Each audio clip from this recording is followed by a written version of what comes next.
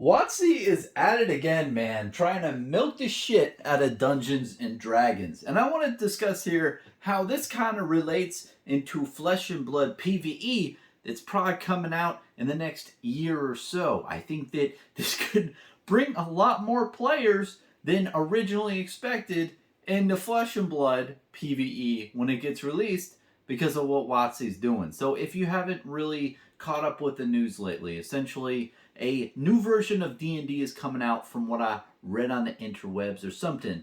And then apparently Watsy's like, haha, all the stuff that you guys create in your free time, all those campaigns that you create is our property. Like they're trying to take ownership for it from it and from people who are making a good amount of money on the game.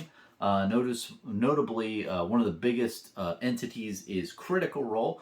They're a group of actors and everything, voice actors who have this huge following on the interwebs, on YouTube, and they basically play Dungeons and Dragons, and they have tons of like intellectual property that they've created. Like they've created like different like lore and backstory and worlds and everything. And essentially, Watsy is saying all your bases are belonging to us. Essentially, like, yeah, you see all that shit you created? Like, yeah, you made too much money off of it. Now we're gonna have to make some money off of it and royalties and such. And it's kind of like, it's a shit show, man. So essentially, they're trying to take more revenue out of the pockets of people who are making content based off of their rule set. So essentially, what happens? Watsy has Dungeons and Dragons, rule books, right? Yeah, let me get one too. I'll show you what one looks like. If any of you guys have never seen a D&D rule book, so this is a monsters manual. This is some really old one. This TSR. I collected these back in the day. I definitely want to collect the full set eventually. But yeah, basically it's just a rule book of like all the monsters and everything and the stats. So Watsy makes this, and they own the copyright and everything to this. Now let's say I'm Bronson, and I make my own like lore campaign, and I earn a good amount of money. Watsy basically wants to say, hey, this shit right here that you created, Bronson, well, you based it off of our books, so we're gonna steal it, and it's gonna be ours. Or like, you're not gonna steal it, but we're gonna have like certain ownership of it, royalties, and what's not. Again, I'm paraphrasing this. I don't know the full story. Didn't really look into it too much, but that is what I gathered. So essentially, the team at Critical Role is having a little decision to make. They're like, do we really want to stay with D&D if they're going to, take some of our, a good amount of our money, and who knows if they're going to switch it up on us in the future? So it's just fucking crazy, man. So long story short, Flesh and Blood PvE is coming out. When? It should come out in the next year or 2 years from the ramblings that I've heard from different James White interviews and people pestering him and everything. So I want to talk about Flesh and Blood's PvE and really what I'm thinking that's going to look like. I really hope it looks like a tabletop roleplay game. I really hope that is the wordage that's used. I know that for content creators, we've been all parroting around this PvE, but no, it's RPG. Like you're role playing as a character, and you're playing in with a bunch of different friends against like an enemy. Now, I don't know how they're gonna do it, but I really hope that they do it in a way where you can create your own character. I think that that's pinnacle. I will say it as many times as I can. Legend Story Studios, please make it so people can make their own character. Make these blank cards. This is all you need to do. Well, not all you need to do. You probably have like a list of different like let's say this is like a warrior, a default warrior, and that ability there, and then you can like draw your own character. This is what you need to do. That is what I'm expecting, because what happens is people form like thought bubbles, and they feel like they've birthed a character in their creative engine in their brain, and it makes you like have these endorphins regarding that character that you created. It's hard to explain. It's really hard to explain, but a lot of the point of role playing is creating a connection to the character you built, and then role playing as that character, and just acting silly and just drinking beers and having a good time. I think that that's pinnacle. I know there's another side to this is the characters that are already in Flesh and Blood. Like you could play Bravo, you could play Brute, you could play Azalea, Reinar, Kaio, Kano. You could play any of those, and that will work on the surface. The gameplay, the mechanics will work, but I feel like the emotional connection to the character will be amiss if you don't have blank cards where people can just create their own character. And you can have like token cards like that with like different abilities. You could have like 2 warriors and 2 guardians and what have you and stuff like that. 2 of each class of just a default thing, and just have people go wild, and then just have like a stat sheet. But I'm not sure. Like that's just my viewpoint.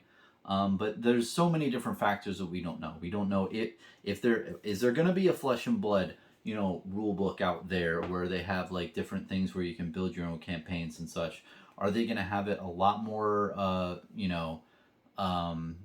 in a way where you go on like a certain campaign and it's just like a one-shot campaign in Dungeons and Dragons where it's like a 2-hour thing where it's you have these 4 encounters and then you're done?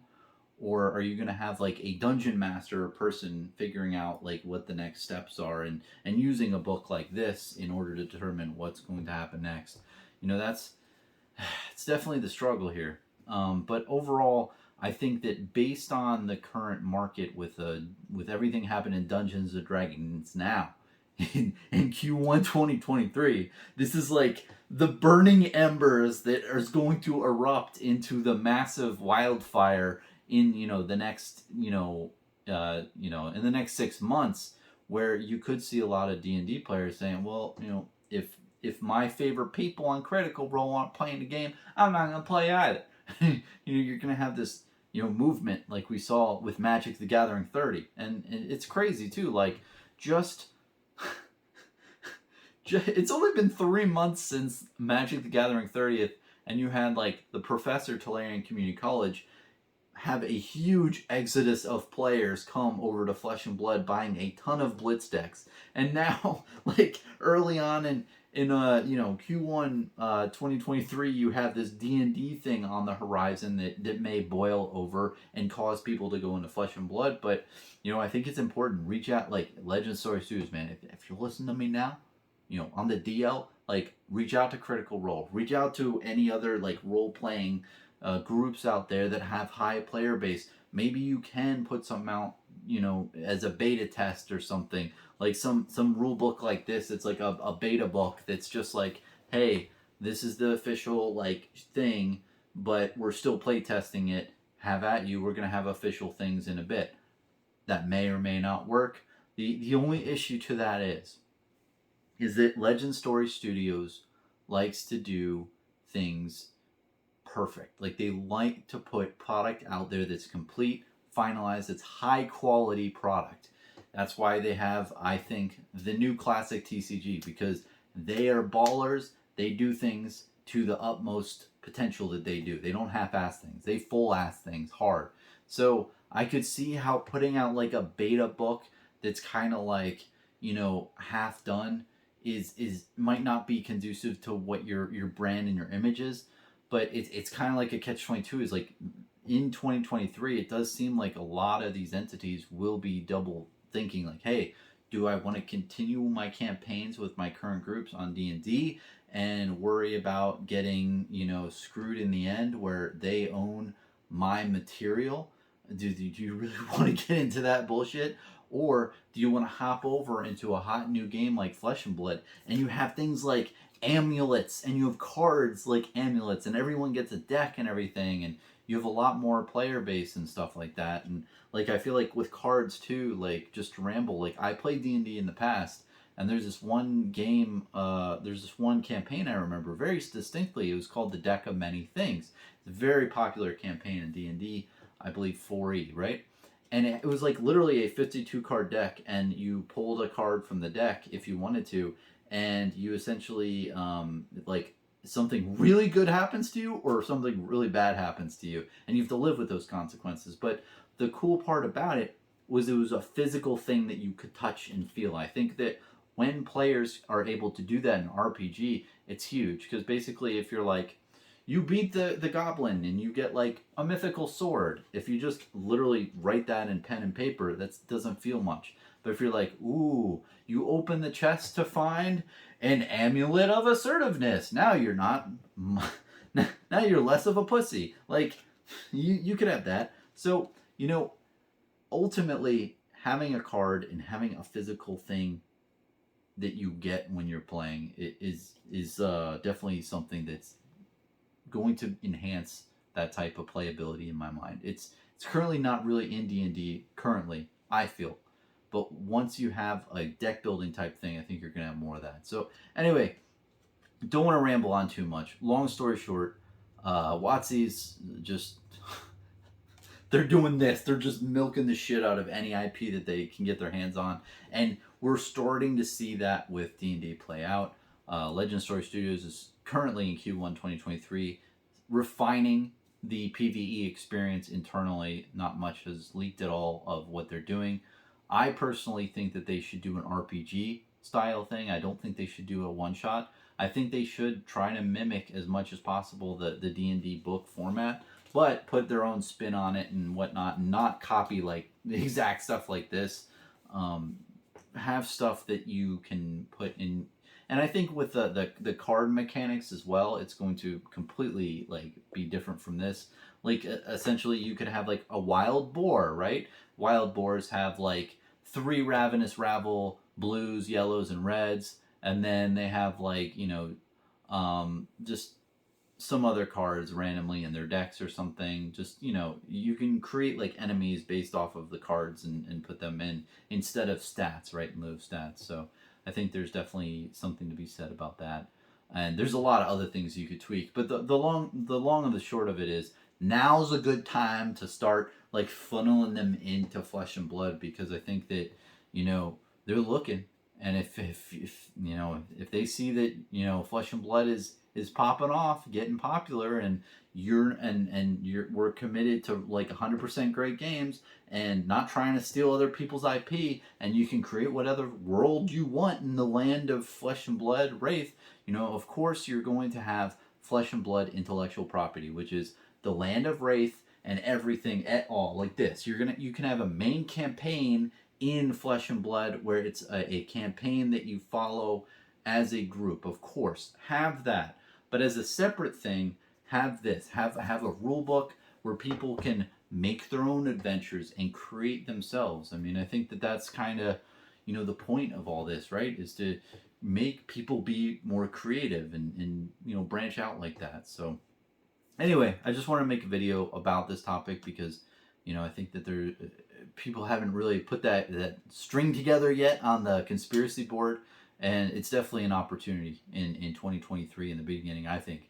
Especially if things boil over, just like the Magic 30th event, you could have a lot of people coming into Flesh and Blood. However, if you don't have the thing out there that is the rule book, that is like, the PvE aspect, they might go into other avenues like, Pathfinder and whatever other tabletop roleplay games that currently exist. So it's just some food for thought overall. And again, my personal preference as well with any type of roleplay game that they have in Flesh and Blood or any PvE, I want to have an ability to create my own character.